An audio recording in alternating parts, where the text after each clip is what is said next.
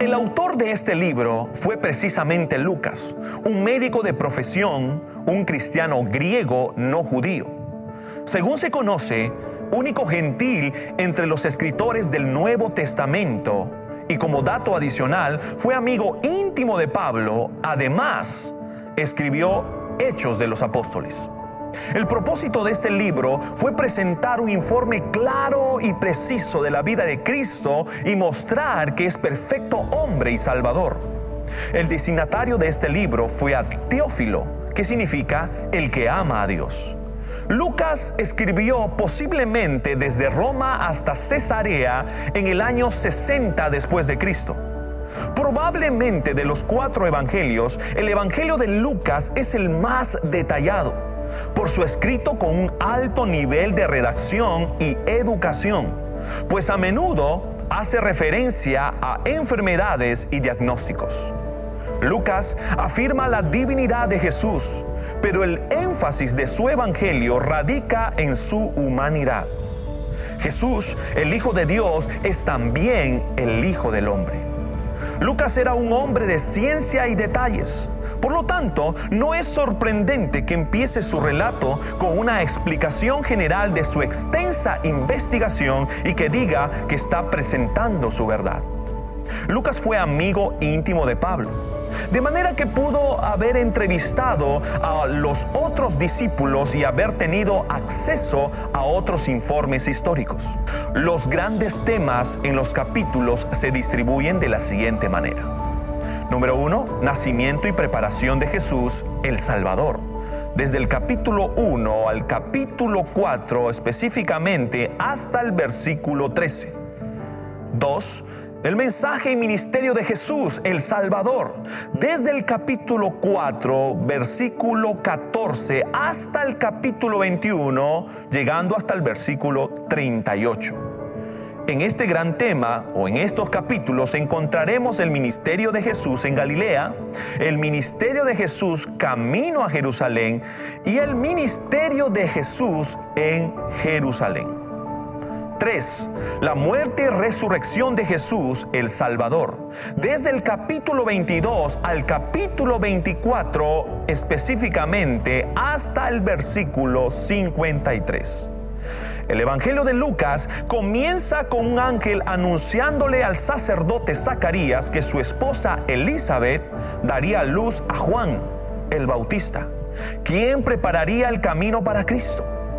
Luego el ángel Gabriel anunció a María que concebiría por medio del Espíritu Santo y daría luz a Jesús, el Hijo de Dios. Poco después del nacimiento de Juan, el emperador romano César Augusto decretó que se hiciera un censo. Esto requería que las personas viajaran al pueblo de origen de sus antepasados. Entonces María y José, y este último precisamente, descendiente del rey David, fueron a Belén porque David era natural de allí. Una vez en Belén, al no encontrar hospedaje, fueron a un establo y allí nació Jesús. Su nacimiento fue anunciado por ángeles a unos pastores, quienes fueron rápidamente a buscarlo y lo encontraron en un pesebre. Luego se fueron alabando a Dios y les dijeron a todos lo que había sucedido. 8 días después, Jesús fue circuncidado en el templo.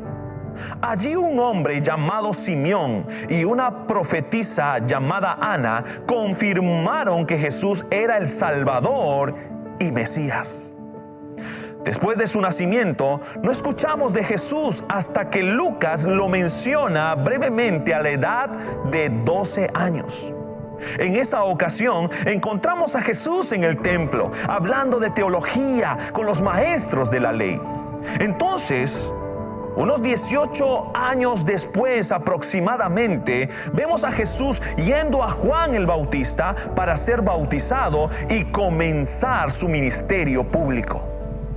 Luego Lucas traza la genealogía de Jesús a través de su padre terrenal, José, mencionando a David y a Abraham hasta llegar a Adán. enfatizando así su identidad como el Hijo del Hombre. Posteriormente vemos a Jesús que fue tentado por Satanás, pero salió victorioso. Entonces regresó a Galilea para predicar, para enseñar y para sanar. Durante ese tiempo comenzó a juntar a sus 12 discípulos. Tiempo después los envió a proclamar el reino de Dios. Cuando volvieron a él, Jesús les reveló la misión que debían cumplir, su verdadera identidad y las implicaciones de ser un discípulo. La misión de Jesús lo llevaría a Jerusalén y allí sería rechazado, juzgado y crucificado. Al final del ministerio de Jesús, cuando lo llevan para crucificarlo, muchas mujeres le seguían y lloraban por él. Pero Jesús les dijo que mejor lloraran por ellas mismas y por sus hijos. No obstante, el Evangelio de Lucas no termina en tristeza, sino que concluye con el emocionante relato de la resurrección de Jesús, las apariciones a los discípulos y su promesa de enviar al Espíritu Santo. Lucas nos da un hermoso y detallado relato de la vida de Jesús, Hijo de hombre e Hijo de Dios. Esto fue Lucas.